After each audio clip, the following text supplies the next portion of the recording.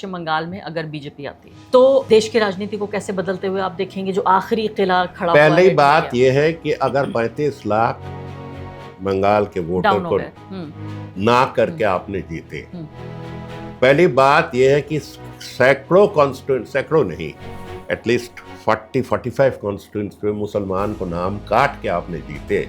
This is the situation by which you have one. Her constituents में जाके 20-25 हजार, मान लिया कि पिछले बार टीएमसी ने 20 हजार में जीते, इस बार 40 हजार नाम काट दिया। ये scientific rigging of electoral rolls करके आप जीत गए ना, वो जीत किसी ने मानेगा नहीं। कौन नहीं मानेगा? आप देखते रहिए कौन नहीं मानेगा। मैंने कह दिया आपको, सब मानेंगे नहीं, क्योंकि हमारे इसमें तो एक क्या कहूं, एक इंसाफ की बात भी होती ना। जो न्यूट्रल है वो भी कहे ये क्या कर रहे हैं, ये क्या कर रहे हैं। अब बंगाली अस्मिता पर इन्होंने चोट लगाई। अगर हिप्नोटाइज्ड आदमी जो मर्जी कहने दो, इनको जो मर्जी कहने दो, जो सही एजुकेटेड पर्सन्स है, हिंदू हो या मुसलमान हो, क्रिश्चियन हो, वो कह रहे हैं क्या करें। 35 लाख वोटर को आपने ना कर दिया एक टेक्निकल फ्लॉ लगा के। अगर ये 35 लाख वोट देते तो और भी दूसरी बात होती। और इसके बावजूद अगर हिंदू बंगाल के वो लोग वोट लेके जीत जाते हैं, अगर जीत जाए, तब सोच रहे हैं कि अब छोड़ेंगे किसी को। मुझे लग रहा था आपको इस वक्त में आपसे हमदर्दी होनी चाहिए थी, लेकिन आपको आपकी आलोचना नहीं, सुनिए, आपसे हमदर्दी भी है, डीएमके से जो बीजेपी के खिलाफ है, सबसे हमारी हमदर्दी। नहीं, उनकी पार्टी तोड़ रही है बीजेपी। मैं कह रही हूँ कि आप हमदर्दी रखते हो उससे। फिर भी सच तो सच ही रहेगा ना। हर के पूछ है, पूछ और पूछ खींचो तो वो नाचेंगे। नमस्कार, इस खास पॉडकास्ट में आपका बहुत बहुत स्वागत है। मैं हूं आरफा खानम शेरवानी। भारत की राजनीति में एक अजब तरह का भूचाल आया है। जी हाँ, मैं भूचाल इसको इसलिए कह रही हूं क्योंकि अब तक जो हमने देखा है पिछले 12 साल में नरेंद्र मोदी के राज में, जिस तरह के पॉलिटिकल डेवलपमेंट्स होते रहे हैं, उन सब से मिलता जुलता भी है, लेकिन बेहद अलग है।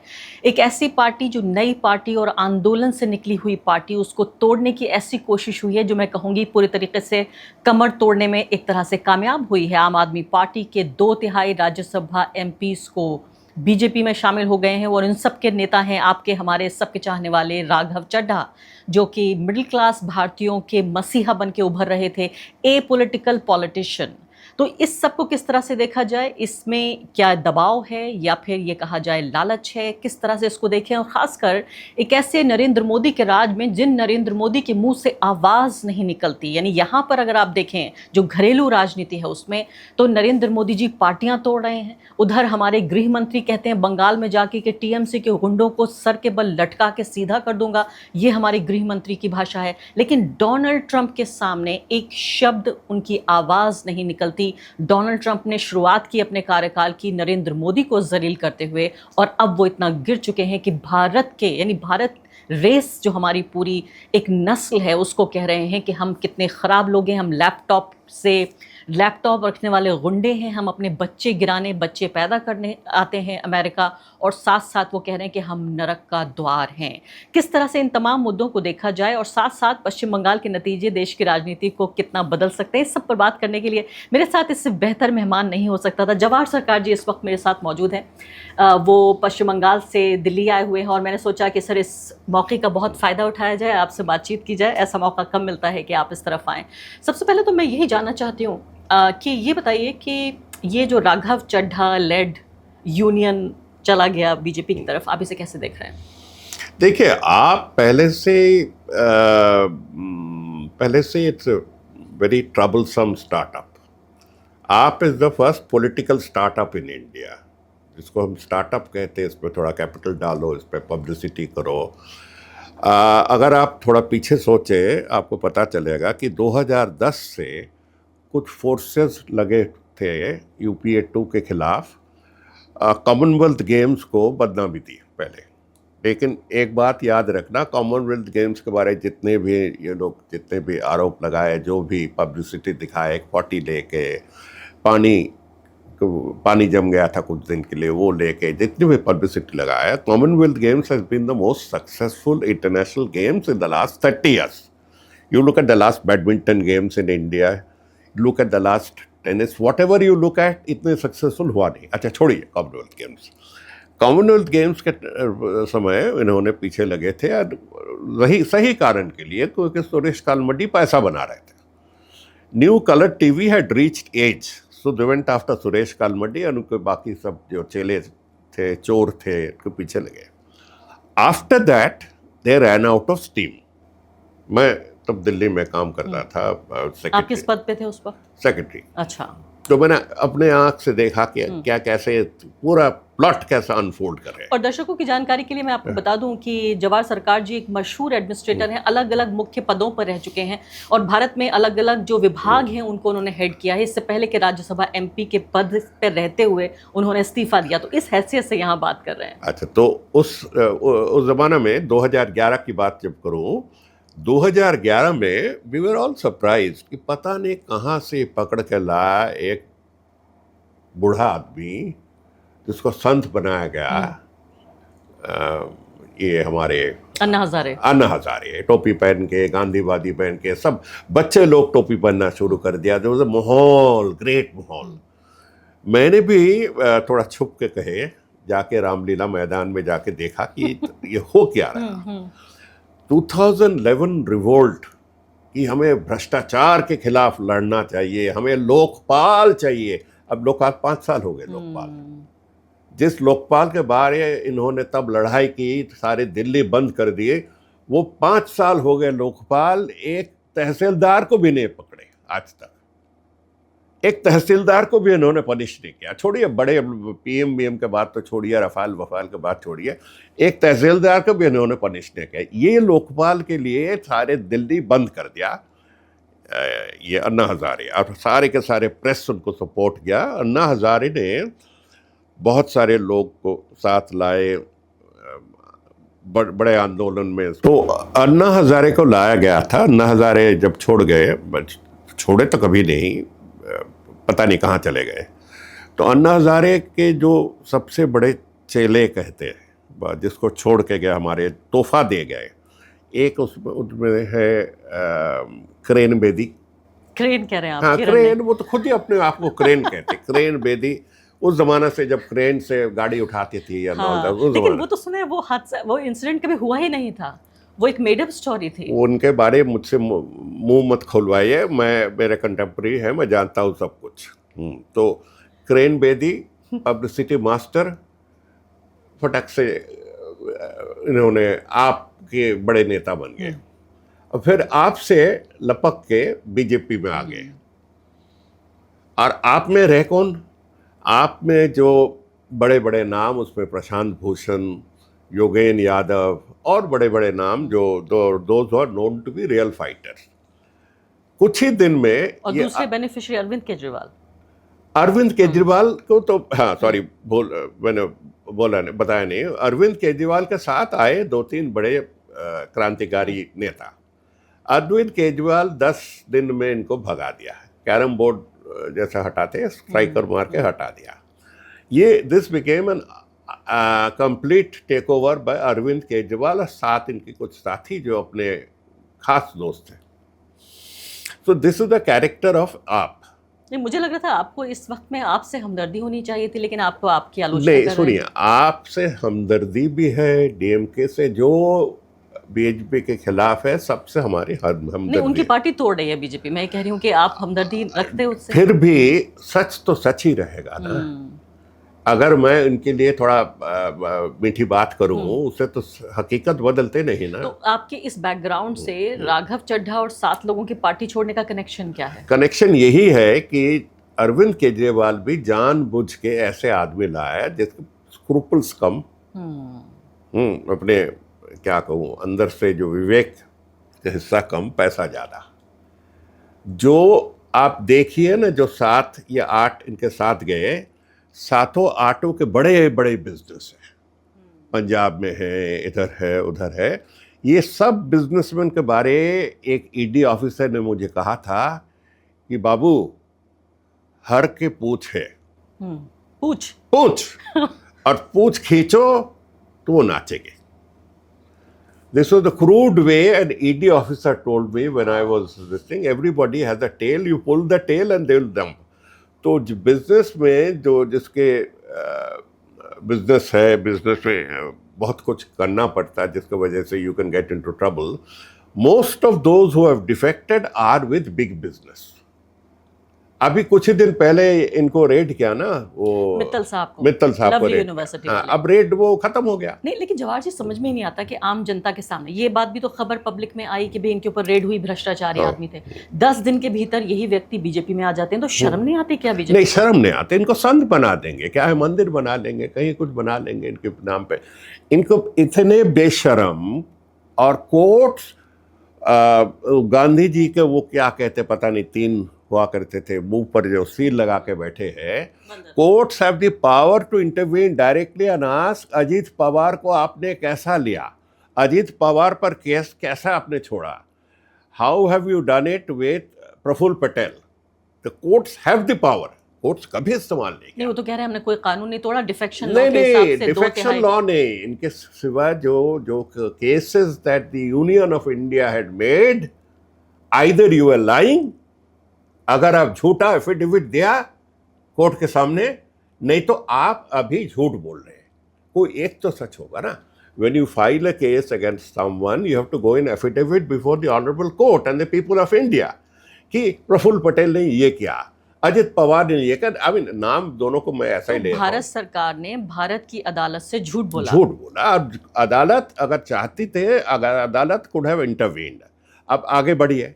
ये these are people who are businessmen and opportunists. और मैंने जैसा बताया, अरविंद केजरीवाल कोई संत नहीं. He took them. His choices were wrong. He took the wrong choices. अब अकेला बन रह गए. 7 वो हमारे ये चले गए. मेरे सवाल के 2 हिस्से हैं. पहला सवाल तो ये है कि आम आदमी पार्टी के लोगों से बात करें तो वो कहते हैं प्राइवेटली कि भाई पार्टी चलाने के लिए पैसा तो चाहिए. ये देखिए, सबसे अमीर पार्टी है दुनिया की भाजपा. अगर इससे हमें लड़ना है तो हम अमीर लोगों को लेके आएंगे, पैसा आएगा, इलेक्शन लड़ेंगे. एक तो ये बात है. दूसरी बड़ी बात ये है, क्या आपको लगता है कि ये जो झटका मिला है इससे आपकी कमर टूट जाएगी या सर्वाइव करेगी आप? देखिए, इनके कमर टूटने के चांस ज़्यादा है कि तो कोई पार्टी आए नहीं हिंदुस्तान पे जो अपने आप को साधु पार्टी कहते थे. वो तृणमूल कांग्रेस हो या डीएमके हो, कोई किसी ने ऐसे कोई प्लैंक पर नहीं आए कि हम हिंदुस्तान को झाड़ू लेके साफ कर देंगे, हम लोकपाल लाएंगे जिससे सब जितने बड़े बड़े नेता है, बड़े बड़े मंत्री हैं, सबको जेल में डालेंगे. Corruption was the India against corruption, IAC. आपने जब उस करप्शन को ही इशू किया, अब कहने से क्या फायदा कि करप्शन को थोड़ा बहुत जरूरी है. थोड़ा बहुत, हाँ, क्योंकि पैसा तो चाहिए. अभी कहने को तब भी था. मुझे ये बताइए कि ये जो Raghav Chadha brand of politics है, राघव चड्ढा जो हिंदुस्तान के ज़ोहरान ममदानी हैं, दिल्ली के ज़ोहरान ममदानी हैं, उन्होंने अपनी जो पब्लिसिटी और उनकी जो प्रोपेगेंडा मशीनरी है उसमें बिल्कुल ये कहलवाना शुरू कर दिया. उनके सपोर्टर्स कहने लगे न्यूयॉर्क को मिला है ज़ोहरान ममदानी, दिल्ली को मिल गया है राघव चड्ढा, और ये नए मुख्यमंत्री के तौर पे या जिस भी तरीके से एक मिडिल क्लास को नई आवाज़ मिली. इस पॉलिटिक्स को आप क्या कहेंगे? और मैं आपको ये बताना चाहती हूँ कि पार्टी के अलावा भी बहुत सारे मासूम ऐसे लोग थे जो समझते थे कि एक मिडिल क्लास का मसीहा आ गया है, उन मुद्दों को उठा रहा है जो कोई नहीं उठा रहा है. यंग जनरेशन को नेता की ज़रूरत है. कोई नेता ढूंढ रहे हैं, जैसा राजेश पायलट. एक ज़माना में राजेश पायलट को हीरो बनाए. हाँ, नेता ढूंढे. ये क्या नाम, हमारे महुआ मैत्रों को देखा कि यार देखो कितनी इंडिपेंडेंट लेडी है, जो मर्जी करते एक उनको भी चाहिए. राघव चड्ढा उसी मॉडल पर है. Urban elite, chartered accountant, financial speculator and बुरा न माने कॉन्स्पिरेटर. ये इस ब्रांड ऑफ पॉलिटिक्स से अर्बन सर्कल में हीरो बन सकते हैं. जैसा शशि थरूर हीरो बन जाते, लेकिन इससे बाहर कुछ नहीं करते. शशि थरूर तो बाल बच गए इस बार इलेक्शन में. त्रिवेंद्रम में कुछ ही वोट से बच गए, पार्टी ने बचा दिया इसको. अपने आप ये लोग ये जो 2-4 नेता के बात किए, उसमें महुआ मेरी दोस्त है, फिर भी मैं कहूँ ये लोग they are urban phenomenon, they are the social media phenomenon. इससे ज़्यादा आप कहें तो आप कोई इनको देखिए ना, क्या नाम, इमरान प्रतापगढ़ी। इमरान प्रतापगढ़ी के रूट्स है गांव से लेकर शहर तक, लेकिन लोकसभा तो वो भी नहीं जीत सकेंगे। फिर भी ये they have roots, they understand Hindustan. और ये है जिसको हम ये कहते हैं अंग्रेजी स्कूल फिनोमिनन। ये most of the publicity is paid for. मैं आपको एक्स एमपी की हैसियत से कह रहा हूँ कि मेरे पास भी बहुत लोग आए, कहे कि आपको एक शॉट बना देंगे, आपको ये बना देंगे, 1 लाख 2 लाख 4 लाख 6 लाख। मैंने कहा यार मेरे तनख्वाही तो 1.5 लाख है, तब कैसे बनाऊं? तो ये these are all publicity gimmicks वाले। And Raghav Chadha is a completely unscrupulous fellow from day one. और यही लेके गए क्या तमाम जो 7 लोगों को मिला के बीजेपी में? कौन इनका नेता कौन है इन 7 लोगों का? लगता है तो ये खुद ही है, राघव चड्ढा। लेकिन इनको समझा एक एक करके।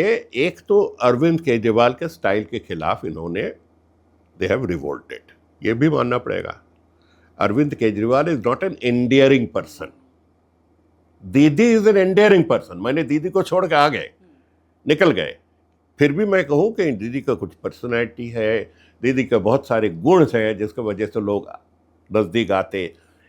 अरविंद केजरीवाल के ऐसे कोई मास्ट लाइक, मैंने सुना है कि उनकी काम करने की शैली भी ऐसी है जिससे कि काफी, थोड़ा मैं शब्द का इस्तेमाल नहीं करना चाहती, लेकिन ऑटोक्रेटिक स्टाइल तो सब रहता, स्टालिन के भी है, दीदी के भी, लेकिन फिर भी उसके साथ एक इंसानियत की बात भी होती है, एक ह्यूमन साइड भी होते हैं। लेकिन जवाहर जी, अब राघव चड्ढा, महुआ मोइत्रा, शशि थरूर, अगर ये सब भी नेता अगर अच्छे नहीं हैं तो फिर हमारे अच्छे बुरे नहीं, मैंने सिर्फ समझा है कि they are a part of a phenomena. लेकिन हमारी सोसाइटी ये सब मेरे दोस्त है, मैं सबको आदर करता हूँ। हमें ऐसे नेता चाहिए?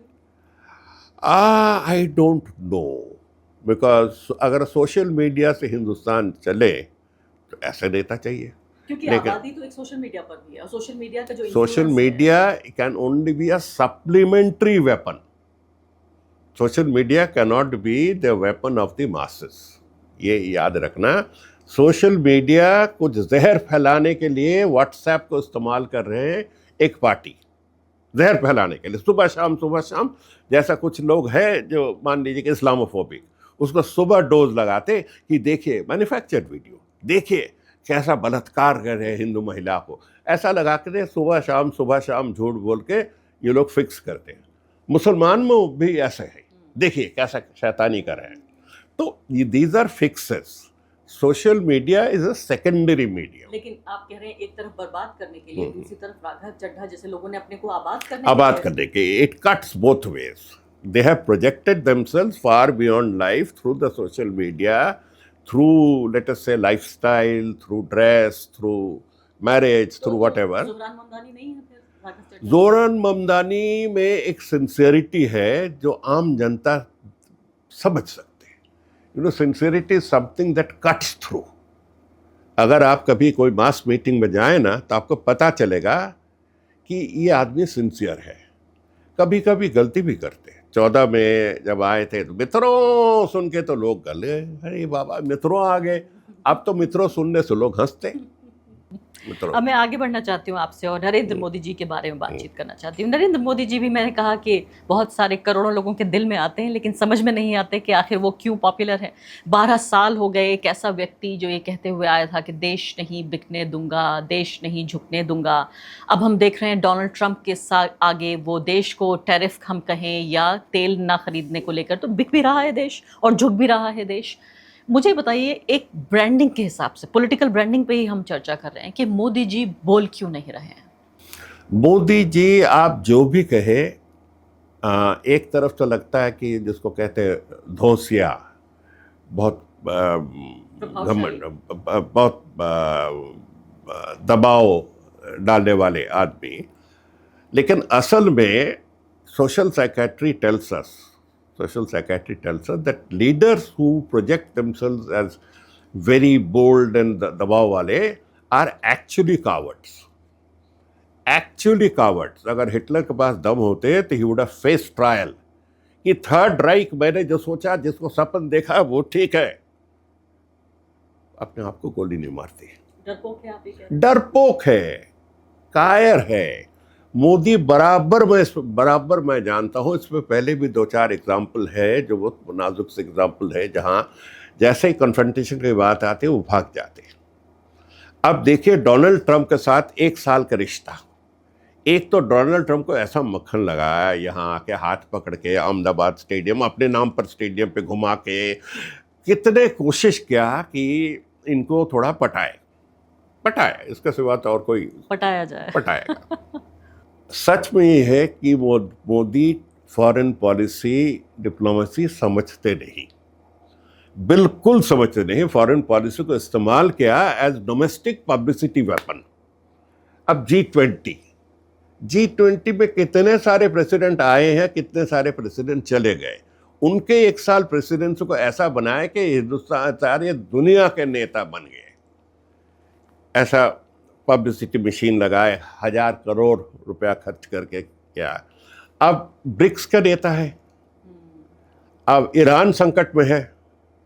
Iran is a member of BRICS, और ब्रिक्स में जो 4 नेशंस, जो 4 देश मैटर करते सबसे ज़्यादा, रशिया ईरान के साइड पे है, China strongest supporter of Iran, Brazil moral support to Iran, South Africa strong moral support to Iran. बाकी के आई रहेंगे। इक्स का आई इज इंडिया। उनको India is now president, and India has missed the chance of coming to world glory and world history by taking a bold stand on Iran. If they just took a neutrally bold stand, क्या करते America? Indira Gandhi जब stand ली तब उस जमाना में हम लोग छात्र थे, हम लोग देखा ना, यूएसएस एंटरप्राइज वॉरशिप भेज दिया। Indira Gandhi didn't blink. वो तो कलकत्ता से थोड़ी दूर आ गए, पहुंच गए उनके सबसे बड़े वॉरशिप कि आप बांग्लादेश आप हट जाइए। क्यों हटे? नेता हो तो उसमें कुछ दम होना चाहिए, कुछ आइडियोलॉजी होना चाहिए। इसके पास ना आइडियोलॉजी है ना दम है। तो इंदिरा गांधी जैसी बहादुरी चाहिए थी।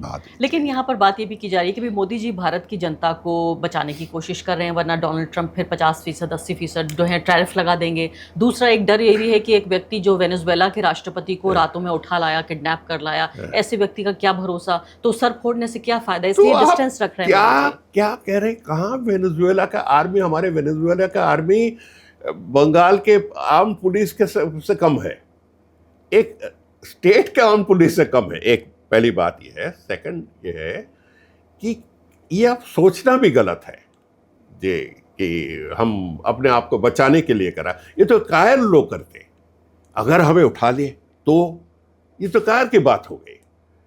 जैसा इफ ही हैड, अच्छा एक बात कह जाता कि इंडिया जो इंटरनेशनल ट्रेड है ना, ऐसा तो हम डेफिसिट पे है, और अमेरिका चले गए, अमेरिका हम पर कुछ ये लगाए, ज़्यादातर उससे टैरिफ लगाए, तो हमको सर्वनाश हो जाए। This is a manufactured exaggeration, मैं आपको बता रहा हूँ। इसलिए आप इंडिया के टोटल ट्रेड देखिए, उसमें से आप देखिए अमेरिकन ट्रेड, उसमें से आप देखिए अमेरिका को जो लेना ही पड़ेगा उसको अलग कर दीजिए, और जिस पर डिस्क्रेशन है, जो डिस्क्रेशनरी गुड्स है, मैं आपको यहां कह रहा हूं 300 से लेकर $400 मिलियन, दैट्स ऑल। और हमारे इतने सारे ट्रेड हैं, इतने सारे देश के, $300 पर अगर कहीं चोट ना आ जाए, उसके वजह से हम चाटुकारी कर रहे हैं। आप कहने क्या चाहते हैं? You have to understand the world trade of India, और उसमें $300 मिलियन इज दी वन जिस पर ट्रंप कुछ खेल, कुछ नुकसान पहुंचा सके। सिर्फ इतनी बात है ये, इतने 300 बोला, इतने बड़े देश के लिए, इतने बड़े देश लेकिन के लिए। क्या ऐसी कोई नस है जो दबी हुई है नरेंद्र मोदी जी की, जिसकी वजह से वो नहीं बोल रहे? क्योंकि डोमेस्टिकली भी देखिए उनका नाम खराब हो रहा है, विश्व गुरु का नाम लगता है कि ट्रंप के पास, CIA के पास, उनके इंटेलिजेंस के पास कुछ है जो मोदी का नुकसान हो जाएगा। ये दिल्ली में जितने बार मैं आता हूँ, ये दिल्ली में जो जानकारी सर्कल है उसमें बात करता हूँ, लगता है कि कुछ है। Unless there is some blackmailing thing, वो इतना चू चू नहीं करते। कुछ तो बोलते हैं। कुछ तो बोलते हैं। कितना बड़ा नुकसान हो रहा, दिन हर दिन नुकसान हुआ, पार्टी में भी नुकसान या शुरू विदेश हो गया। मंत्री को बोलते वो बोल लेते, हाँ, विदेश मंत्री बोल लेते, गृह विदेश मंत्री मंत्री बोल लेते, बोलते रक्षा मंत्री बोल लेते, कोई नहीं, डोवाल साहब बोल लेते, कोई नहीं, कोई सबको नहीं, खामोश बिल्कुल किया हुआ, नहीं, यानी कोई ना नहीं। बोलूंगा ना जब बोलने 2 दूंगा। दिन पहले इंडिया को ट्रंप ने कहा हेल होल, तो एक इनके फॉरेन मिनिस्ट्री वाले एक दूसरे एक सूट वूट पहन के आते ना, एक हाँ, एक पता नहीं क्या नाम, प्रवक्ता जो आते, वो प्रवक्ता का प्रवक्ता कहाँ था? चुप हो गए, सिर्फ कहा एक line, we don't agree, we don't agree. इससे विदेश नीति चलते। जब तक उस जमाना था जब तक ये रूस और अमेरिका बीच में टक्कर में ऑन यूक्रेन दोनों तरफ से फायदा उठाते थे, एक टाइम गया, तब भी मैंने कहा कि ऐसा विदेश नीति चलता नहीं। On the floor of parliament I have argued with Jaishankar, my farmer colleague, कि ऐसा नहीं होता।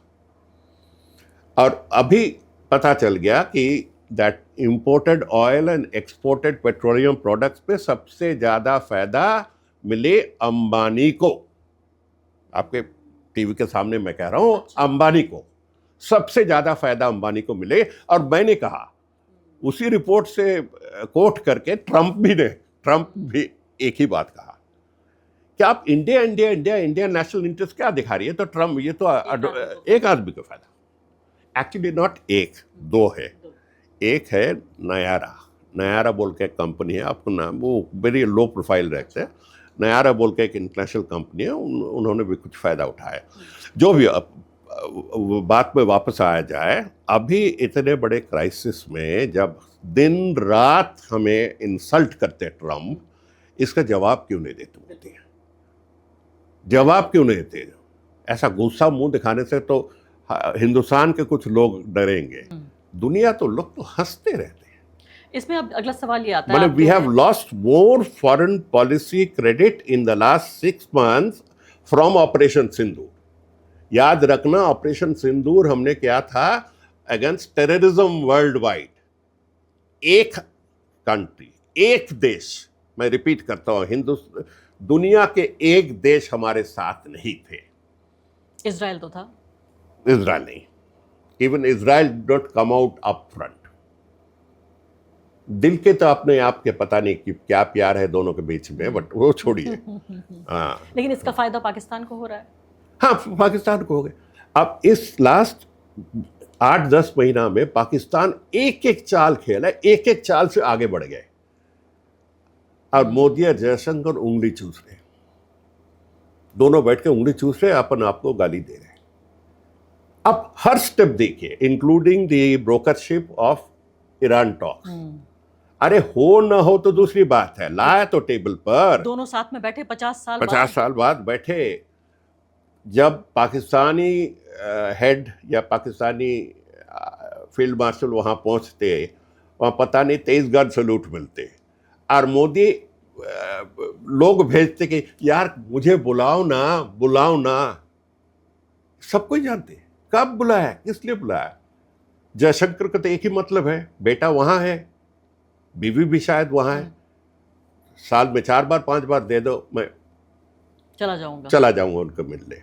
लेकिन यहाँ पर जवाहर जी, एक बात समझ में नहीं आती कि मोदी जी तो सिंगल हैं, उनका तो कोई परिवार नहीं है, उनका कोई दोस्त इसमें और भी खतरनाक होते ये किस्म जो अपने परिवार को मानते नहीं। परिवार नहीं है ना, परिवार है, माने नहीं। लेकिन उन्होंने तो समर्पित कर दिया पूरा अपना जीवन। आप कह रहे हैं कि भाई उनकी कोई नस दबी हुई है, ब्लैकमेलिंग हो रही है ट्रंप के जरिए, लेकिन मोदी जी तो अकेले हैं। वो मुझे कैसा पता चलेगा, तब तो मैं वो क्या आप कहते कि सुपर ह्यूमन होता हूँ। लेकिन बात यह है कि कुछ न कुछ मिली इनकी। It could be financial, it could be political, 2 नंबरी। आपको कैसा पता? कुछ न कुछ मिले जिसके वजह से मोदी हट रहा। मोदी मुंह तोड़ जवाब नहीं दे पा रहे हैं। कुछ है बात जरूर, कुछ बात है। ये बहुत बड़ा स्टेटमेंट है जो आप दे रहे हैं कि वाकई कोई ऐसी बात है कि न सिर्फ कि वो बल्कि उनकी पूरी सरकार खामोश है। चाहते तो दूसरे मंत्री कुछ बोल सकते थे, लेकिन इसी दौरान भारत की जनता का अपमान हो रहा है, उनको ह्यूमिलिएट जैसा किया मैंने जा आपको रहा है। बताया ना, मोदी 3 दिन में एंटायर हमारे फॉरेन पॉलिसी डीलिंग्स को व्हाइट पेपर करके बताए कि how much of it is affected by Trump's 500% tariffs. मैं कह रहा हूं 300 मिलियन, बस इतने की बात है। बस 300 मिलियन। लेकिन इस सब के बावजूद आप देखिए, और हमारे साथ चीन की जो ये ट्रेड चल रहे हैं अभी 1 बिलियन 300 मिलियन। जी, इस सब के बावजूद चुनाव पे चुनाव जीत रहे हैं। अभी भी देखिए 5 राज्यों के नतीजे आएंगे, उसमें से ऐसा तो नहीं लगता कि कोई भी राज्य वो खो रहे हैं, बल्कि जिस राज्य को पाने की बहुत तमन्ना है वो है पश्चिम बंगाल। क्या आपको होते हुए दिख रहा है? 1 राउंड की वोटिंग हो चुकी है। देखिए, पिछले बार इन्होंने तृणमूल कांग्रेस 43 लाख वोट से जीते थे, 43 लाख। इस बार इनके चुने हुए प्यारे जो सीईसी है, इतने सबस्टैंडर्ड सीईसी कभी हिंदुस्तान ने देखे नहीं। मैं सीईसी चीफ इलेक्शन कमिश्नर देख रहा हूं पिछले 20 साल से, टीएन सेशन से लेके एमएस गिल से लेके कृष्णमूर्ति को लेकर सबको देखा। He is the 25th election commissioner जो इंस्टीट्यूशन को खत्म करके जाएंगे। ये खुद बैठ के अपने मशीन से बात करते, अपने से हमसे बात नहीं करते। कभी प्रेस कॉन्फ्रेंस में आते तो भोंकते, बस बाकी मशीन से ऐसा डाला कुछ डाटा जिसके वजह से लाखों करोड़ मुसलमान का नाम काटा गया। हाँ, सिर्फ एक कॉन्स्टिट्यूंसी की मैं बात कर रहा हूँ, 56 शमशेरगंज असेंबली कॉन्स्टिट्यूंसी। वहाँ जितने लोग डाउटफुल थे उसमें 91% वे डिलीटेड। मैं इत्तेफाक से उस कंस्टिट्यूएंसीज में होके आई। 91% वे डिलीटेड। अभी 35 लाख बंगाल के वोटर है, 35 लाख वोटर जो वोट नहीं दे पा रहे हैं, वो भी सुप्रीम कोर्ट के ऑर्डर पर कि आपको पहले विचार करूं, विचार हो जाए। हजूर, विचार तो तभी होगी जब हम वोट देंगे। और वो विचाराधीन जिसको कहते हैं ना, अभी सुप्रीम कोर्ट ने बैठा दिया वो ट्राइब्यूनल में हाई कोर्ट जज।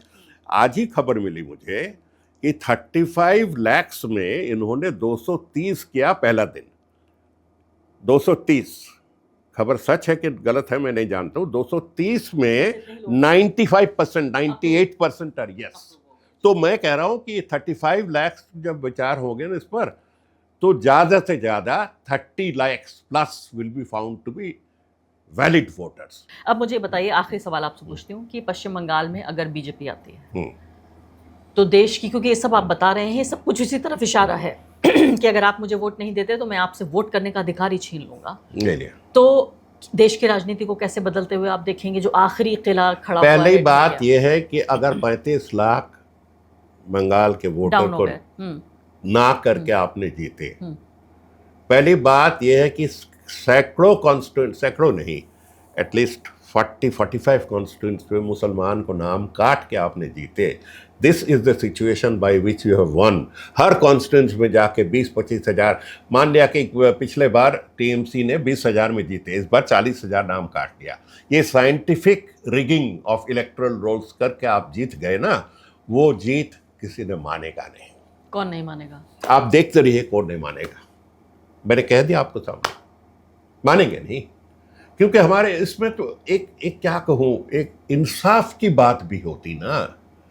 जो न्यूट्रल है वो भी कहे ये क्या कर रहे हैं, ये क्या कर रहे हैं। अब बंगाली अस्मिता पर इन्होंने चोट लगाए। So you be careful. सड़कों पे आएंगे लोग सड़कों पे आएंगे। क्या लोग क्या करेंगे, कैसा करेंगे, कब करेंगे, मैं कह नहीं सकता हूं, बस सिर्फ इतना ही कह सकता हूं कि लोग में बहुत गुस्सा है, क्रोध है, घृण है कि कैसा आपने खेल रहा। You are playing a dirty game.